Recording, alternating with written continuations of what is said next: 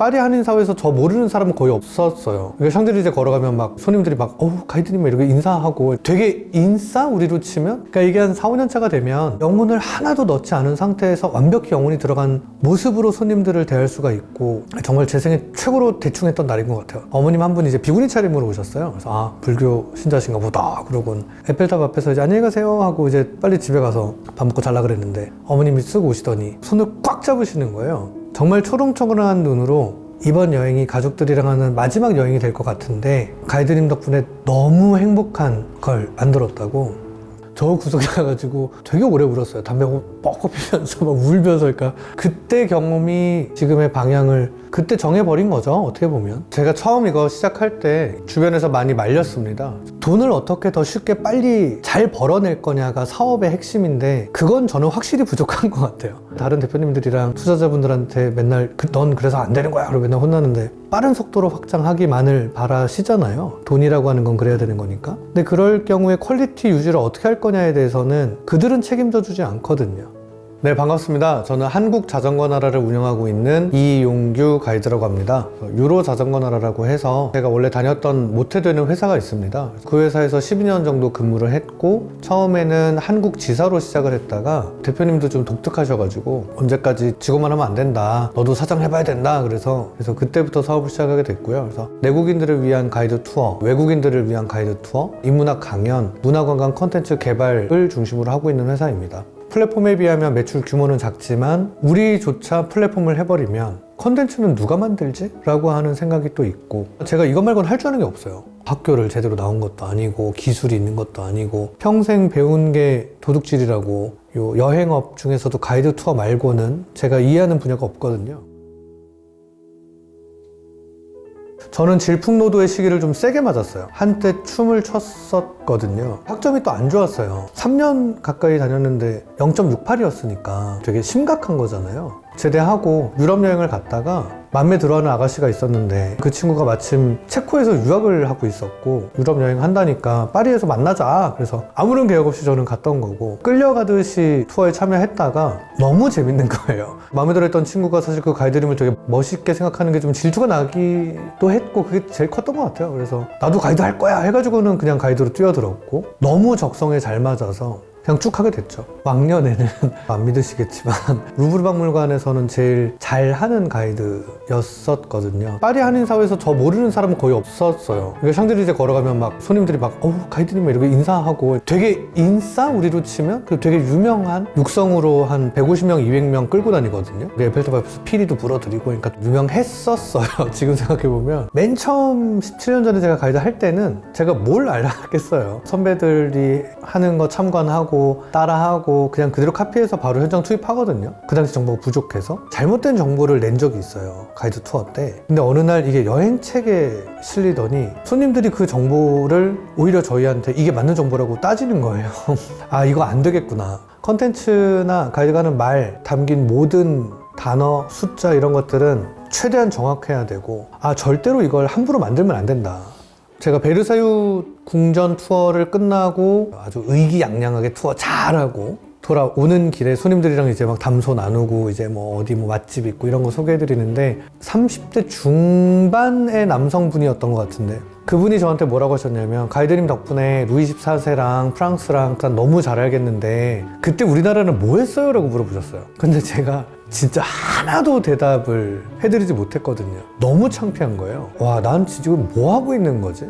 되게 큰 충격에 빠졌었고, 저희 회사가 매년 11월이 되면 유럽 전체 가이드들이 모이는 행사를 했어요. 그 해에 있었던 경험들을 나누거든요. 근데 제가 이 얘기를 했더니 거기 있던 모든 가이드들이 그 손님 자기도 만났다고. 그러니까 그분이 한국 사람들을 대상으로 하는 일이니 우리나라도 좀 알아야 되지 않겠냐라는 제안을 해주셨던 것 같아요. 그래서 그때부터 투어 프로그램의 해설에 한국 얘기를 좀 집어넣었어요. 그러면서 모두의 마음에 있었죠. 우리 언젠가는 한국 돌아가서 우리나라 해설을 좀 하고 싶다. 그 이후로 10년간 너무 많은 분들이 우리나라에도 이런 거 좀 해주시면 좋겠어요 라는 얘기를 많이 해주셨고, 그래서 2016년에 제가 한국에 돌아왔고 바로 준비를 해서 2017년 여름이 시작이었어요.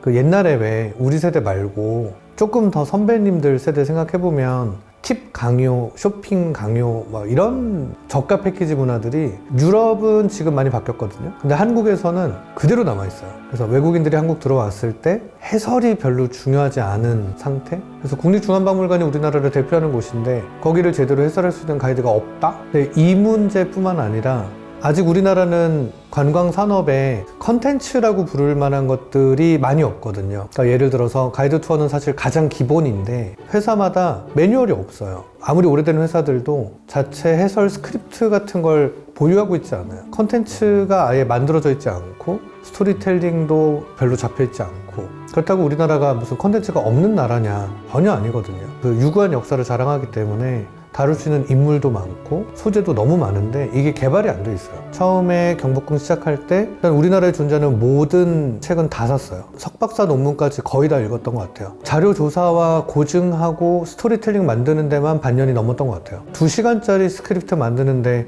반년 이상 시간을 투자한다는 건 사업으로서는 옳지 않은 행위죠. 대신에 그렇게 만든 프로그램 덕분에 유료 투어가 시작이 될 수 있었고 저희 회사뿐만 아니라 꽤 많은 분들이 야경 투어나 궁궐 투어, 박물관 해설 프로그램을 운영을 하고 계시고 돈을 내는 해설 프로그램이 자리를 잡아가고 있는 시작을 한 게 저희가 생각하는 가장 큰 성과가 아닌가 그런 문화를 만들어가고 있는 것에 자부심을 느끼고 살고 있습니다.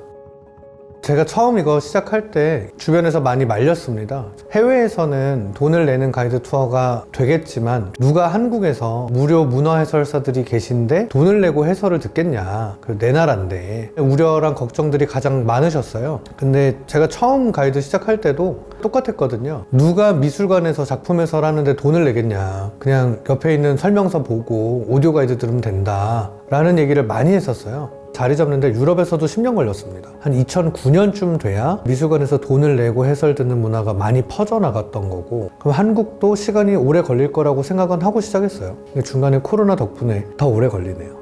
여행업에서는 어떻게 생각했냐면 워낙 그런 고초를 많이 겪으셨던 분들이다 보니까 선배님들한테 물어보니 야 걱정하지 마 3개월이면 끝나 3개월만 버텼죠. 근데 이게 상황이 점점 이상해지더니 3개월이 지났을 때는 정말 이제 심각해지고 있는 상태였거든요. 그때 다시 전화해서 어떻게 되는 겁니까? 그랬더니 야 미안하다 나도 모르겠다. 그래서 그때부터 여행사들이 다 줄줄이 문 닫고 저희도 매출은 완벽한 제로가 되는 그러니까 99.9% 매출이 감소하거든요. 그때부터 1년간. 정말 끔찍했죠. 뭘 어떻게 해야 될지도 모르겠고 문을 닫을까 말까 고민을 했었는데 일단은 문제가 제가 이것 말고는 할 줄 아는 게 없어요. 학교를 제대로 나온 것도 아니고 기술이 있는 것도 아니고 평생 배운 게 도둑질이라고 여행업 중에서도 가이드 투어 말고는 제가 이해하는 분야가 없거든요. 뭐 어떻게 할 거냐 그냥 해야지 쭉 했어요. 되게 어려웠죠. 앞으로도 이게 어느 정도 회복될지도 잘 모르겠어요. 많은 분들이 떠났고 다시는 돌아오지 않을 것 같기 때문에 좀 해탈한 것 같아요. 이제 뭐 코로나도 겪었는데 약간 이런 느낌? 이제부터가 시작이겠죠. 전 투자를 해본 적이 없고 받아본 적이 없지만 최근에 VC분들 몇 번 상담을 해봤는데 아직도 그분께 너무 감사한 게 뭐라고 해주셨냐면 다 좋은데 너무 오프라인적 사고방식에 묶여있다. 온라인적인 사고방식을 갖춰야 된다. 근데 그분한테 제가 되게 뭐라 그랬어요. 오프라인 사업을 하는데 무슨 온라인적인 사고방식을 어떻게 가지라고. 근데 그때 그분이 해주신 말씀이 이젠 좀 이해가 돼요. 플랫폼은 사실 가장 기본 옵션처럼 되어 있는데 우리나라 국내는 팔 물건들이 없어요. 그러니까 국내 여행사 상품들은 아직까지는 대부분이 트랜스포테이션 중심으로 구성이 돼 있어요. 거기에 인솔이나 해설은 그렇게 중요한 콘텐츠는 아니거든요. 그러다 보니까 외국인들을 위한 서비스도 딱 그 형태에 맞춰져 있어요. 그러니까 관광산업은 콘텐츠가 너무 부족하기 때문에 저희가 그거를 꾸준히 개발해 갈 수 있고 제공해 줄 수 있는 거죠. 그래서 제가 공공기관이나 맨날 미팅 가고 회의 갈 때마다 하는 얘기가 유니콘 플랫폼 회사도 중요한데 유니콘이 유지되고 성장하려면 팔 물건이 진짜 많아야 되는데 우리나라는 R&D 예산조차 기술 개발 중심으로 가 있어요. 그래서 컨텐츠에 돈이 들어가지 않거든요. 그래서 그쪽 예산을 만들어라 있어야 된다 하고 설득하고 있고 결국은 온라인적인 어떤 것이 필요한데 그 부분들에 대해서는 여전히 고민이 많이 돼요.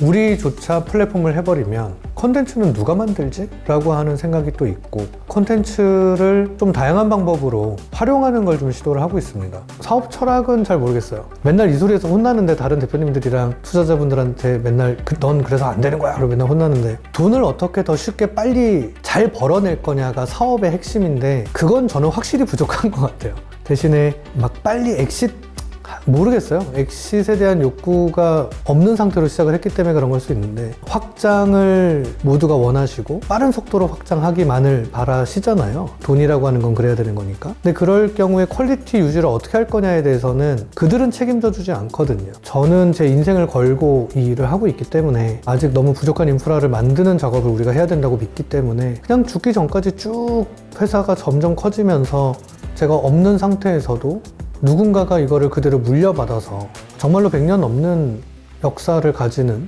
기업으로 혹은 브랜드로, 어떤 문화로 만들어 줄 수 있으면 좋겠어요. 모든 직업들이 그렇잖아요. 한 3년 되면 기고만장하고, 제가 정말로 일을 대충 할 때요.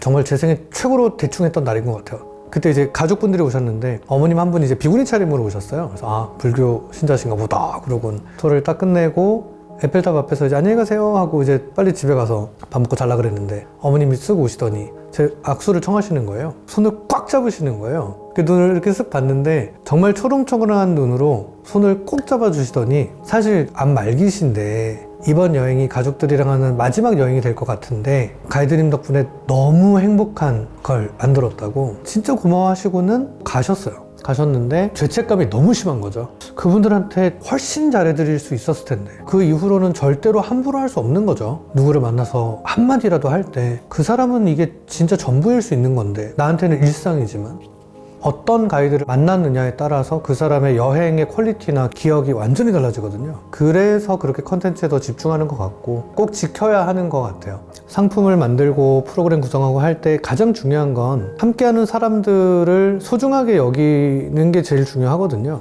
누군가에게는 처음이자 마지막일 수 있는 여행이라서 항상 그 시간들이, 우리는 그 시간을 함께하는 직업인 거고, 그래서 그게 가장 중요한 본질이라고 생각을 해요.